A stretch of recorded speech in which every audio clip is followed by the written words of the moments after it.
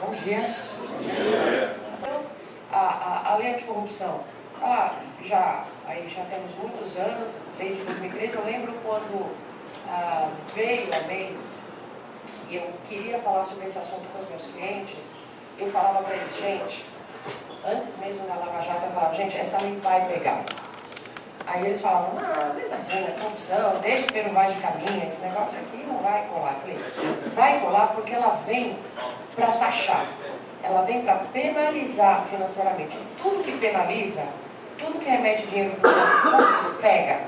O que não pega é o outro lado, né? Que educação para todos, saúde para todos, essa parte não sei por que não pega, mas a parte que você vai pagar imposto, você vai pagar tributo, você vai pagar multa, essa sempre pega, né? E é engraçado que eu avisei na época, o pessoal não estava muito interessado, e depois quando começaram a pegar, literalmente, aí agora eu não paro de falar sobre esse assunto em todas as empresas da minha rede de clientes e outros que me chamam. Então, primeira coisa, o que é essa lei anticorrupção? Então vamos falar rapidamente o que é essa lei, o que caracteriza, né? Todo mundo fala de corrupção, mas o que é no final corromper, né? E quem é que está sujeito às penas previstas nessa lei? Então, primeira coisa, essa lei anticorrupção, ela foi uma lei, como eu disse, é para pegar no bolso.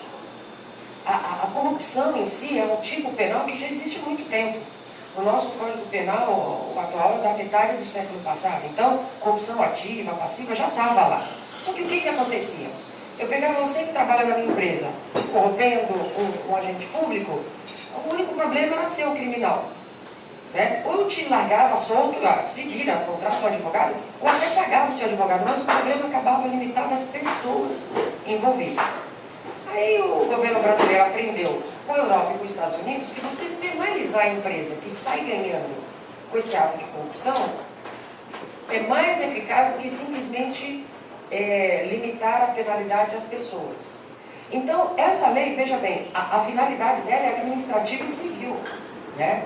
Não é a lei penal, porque a lei penal já existia. Então, qual é a ideia aqui? Penalizar quem, de alguma forma, se beneficia com o ato de corrupção. Nos Estados Unidos e na Europa, as multas milionárias. Um acordo baratinho é um acordo de 100 milhões de dólares.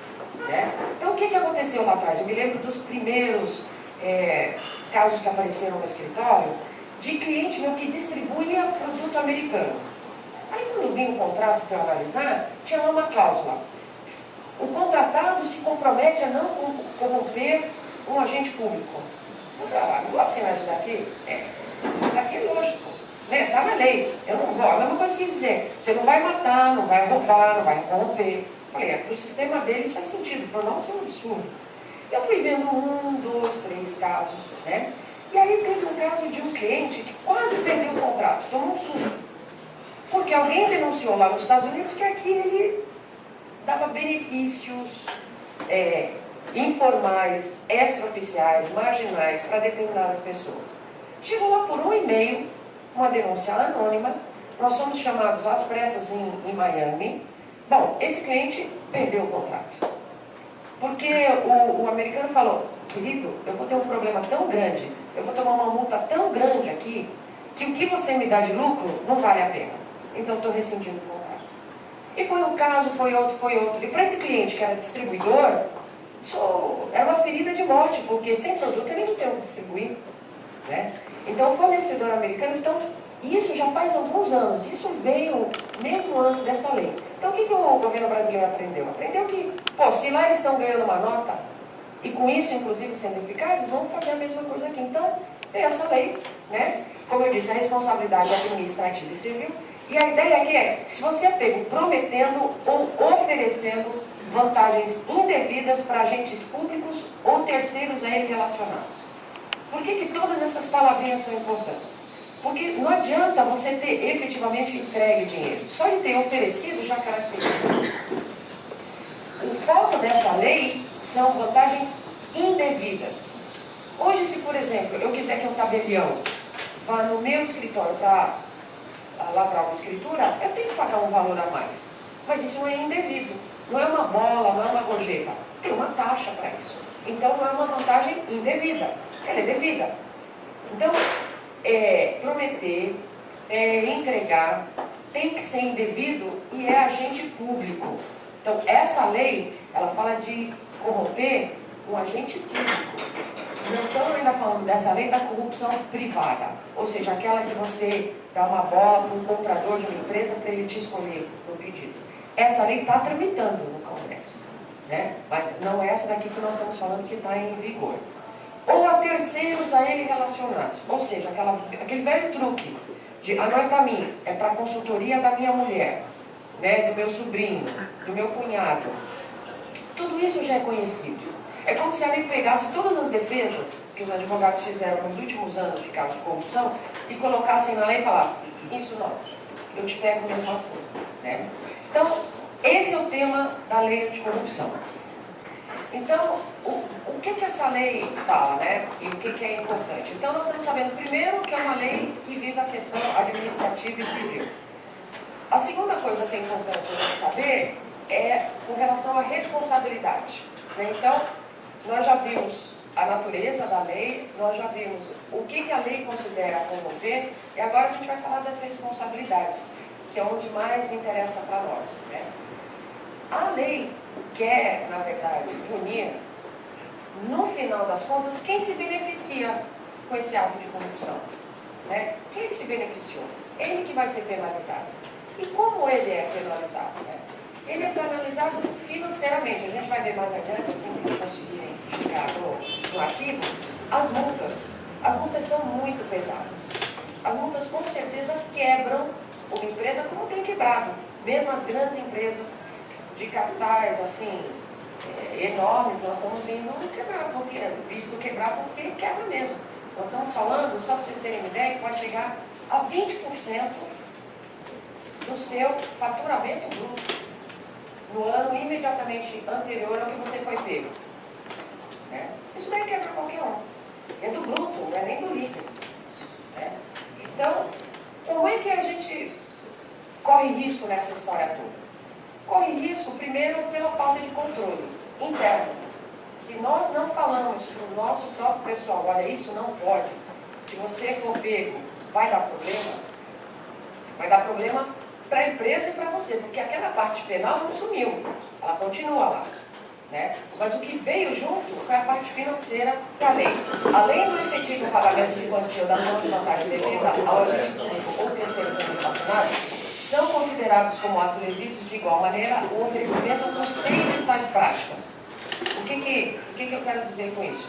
Se você de alguma forma ajuda que isso aconteça, você também está responsabilizado. Então, é oferecer, é prometer, é entregar, é indevido, né? É agente público. E se você também custeou, por exemplo, fazemos uma vaquinha aqui, né? Para ajudar um do grupo que é contador. E que esse contador adora dar cafezinho para a gente da prefeitura, eventualmente todos nós podemos ser responsáveis por custear a atividade ilícita que ele desempenha. E se houver autolesivo por parte de terceiros ligados à empresa? Aqui que eu queria chegar com vocês no começo. A responsabilidade é objetiva pelos atos praticados em seu interesse ou benefício, exclusivo ou não. Responsabilidade objetiva significa independente de culpa. Pô, eu não sabia que ele estava fazendo isso. Né? O meu despachante pediu dinheiro para fazer um determinado serviço, eu dei o dinheiro, e eu não sabia que ele estava dando um cafezinho para o fiscal. Aí o fiscal gravou, ou alguém gravou, e lembre-se que hoje qualquer celular, eu não sei se eu estou sendo gravada. A gente está num momento hoje que ninguém sabe. Estou? Pronto, estou bem. Todos nós podemos ser gravados nas conversas mais inocentes. Então esse é o primeiro cuidado que hoje todos nós temos por causa da tecnologia. Qualquer celular grava a conversa. Né? Então você não sabe se aquela pessoa que você contratou foi gravada, foi pega, aí alguém vai falar, não, você estava pagando esse fiscal para quê? Para ele acelerar um alvará para quem? Ah, é para a empresa tal? Ah, então vou multar a empresa tal. Porque foi no benefício dela. Ainda que não seja exclusivo. Ele foi lá e pagou um cafezinho para ajudar no alvará de A, B, C e D. A, B, C e D vão ser responsabilizados. Então, o que entra Agora, na nossa preocupação, gente, quem é o meu parceiro? Quem é que eu estou contratando? Ele está na mesma linha que eu ou ele está numa outra pista? Se ele tiver uma outra pista, eu preciso saber que o que ele fizer de errado pode sobrar para mim. Na sequência, o pior é que na sequência, o governo sempre vai atrás das autoridades para quem tem um bolso maior. Né? Então, por exemplo, quando nós, eventualmente, somos contratados por um cliente nosso e subcontratamos, a gente precisa saber que o nosso cliente pode ser o multado. Se efetivamente quem a gente contratou está fazendo algo que no final da linha está beneficiando o nosso cliente. Sempre vai atrás do bolso maior. Né? Quais são as relações diretas e indiretas que a gente tem no dia a dia que eventualmente podem colocar todos nós numa situação de risco? Né? Qualquer provedor de serviço público, oficial de justiça, DETRAN, Prefeitura, Banco Público, Banco do Brasil, Caixa Econômica Federal, onde tiver dinheiro público, você tem o risco. Se vocês pararem e pensarem, pô, qual é o grande problema da Petrobras? A Petrobras é uma empresa, só que ela tem dinheiro público. Então, onde tiver dinheiro público, onde tiver um investimento, você pode eventualmente estar numa linha de risco. E essas relações com terceiros, advogado. O nosso dia a dia é tratar com agente público, né? Ou é com o juiz, oficial de justiça, com o promotor, então tem de todos. Eu tenho uma rede de correspondentes no Brasil todo. Quase todos eles assinaram um termo que reconhecem, né, as condutas éticas que são exigidas de nós, pelos nossos clientes, e que nós exigimos deles. Por quê? Se ele soltar qualquer dinheiro ou oferecer qualquer vantagem, e não se limita a dinheiro, isso que é importante, uma viagem, um jantar, tudo que for considerado vantagem indevida, que pode ser traduzido em dinheiro, também está nessa linha. Né? E quais as práticas que podem evitar ou mitigar, diminuir a responsabilidade da empresa? Já que a gente está, veja, a partir do momento que eu resolvi empreender, eu estou nessa linha de risco. Ponto. Então, dentre as coisas que todos nós empreendedores aqui precisamos saber é, empreendedor, com essa lei em vigor, todos nós estamos arriscados nas nossas relações com terceiros. O que a gente pode fazer para tentar eliminar ou pelo menos diminuir os nossos riscos? Né? Primeiro, cuidado com esses presentes, telefonemas, e-mails, cuidado com as palavras que podem ser lidas com segundas intenções, porque sempre a interpretação vai ser contra você. Né? Então o seu contador foi pego, aí tem um e-mail seu que você escreve, olha, custe o que custar, consiga salvar para mim hoje. Pronto. Pode ser interpretado como a liberou para ele acelerar extraoficialmente as coisas. Né? Atenção para os contratos, inclua proibições expressamente. Contratou um terceiro, ponha lá, é um contador, seja lá quem for que você está contratando, coloque uma cláusula em que eles têm ciência, né, das normas e condutas éticas que se esperam dele e que ele se compromete a cumpri-las. Né? Isso é bastante importante. Alguns aqui já devem ter passado na mão de vocês contratos com cláusulas como essa, porque hoje eu não conheço assim, empresa de médio e grande porte que já não tenha isso como um padrão nos seus contratos. Né? Comprovação de controle. É preciso que ocorra dolo ou culpa para responsabilização? Não. Como eu disse, a responsabilidade é objetiva. Ou seja, a pessoa não adianta que a sua empresa não quis corromper, não importa que a sua empresa foi cuidadosa, se ainda assim a pessoa que trabalha na sua organização ou alguém que você terceirizou o serviço for pego num ato de corrupção, a sua empresa pode sim ser responsabilizada. As penalidades, como eu falei, né, é uma multa que pode alcançar 20% do faturamento bruto do exercício financeiro anterior. Se por algum motivo, por causa das contas da empresa serem muito informais, não se conseguir apurar isso, pode chegar entre 6 e 60 milhões. Também a reparação integral do dano ao erário, Ou seja, se eles apurarem que teve algum superfaturamento, alguma coisa que houve um dano para os cofres públicos desse ato de corrupção, a empresa é obrigada a reparar integralmente o valor. Publicação extraordinária, ou seja, vai sair na imprensa a condenação da sua empresa nesses atos de corrupção. E, veja, o que mais que a gente tem de mitigador? Do resultado, porque para eles chegarem até nesses 20%, e eu não me estendi aqui por causa do tempo que a gente tem disponível, tem uma série de itens que eles consideram para a multa conseguir ser fixada de um mínimo até um máximo, né? E aí você pode deduzir alguns percentuais desta multa se eles avaliarem que houve, por exemplo, não consumação da infração, você vai ter um desconto aí de 1%. Então veja, aquilo que eu disse para vocês, se não ocorreu, mas só de tentar fazer, você já é penalizado. Se eventualmente não deu certo, você tem um desconto aí de 1%. Não provou o ressarcimento. Olha, eu causei dano, mas está aqui, ressarci. 1,5%. Olha que percentuais elevadíssimos, né? Colaboração com a investigação, por isso que toda empresa, quando é pega, já quer logo colaborar, porque isso abate também a multa que ela paga. Comunicação espontânea. Descobri que aconteceu, corri para avisar. Se eu corri para avisar e eu comuniquei espontaneamente, eu tenho um desconto na multa que eu não vou ter se por acaso alguém me denunciar e ficar a autoridade sabendo antes disso. E o que tem um percentual maior, gente?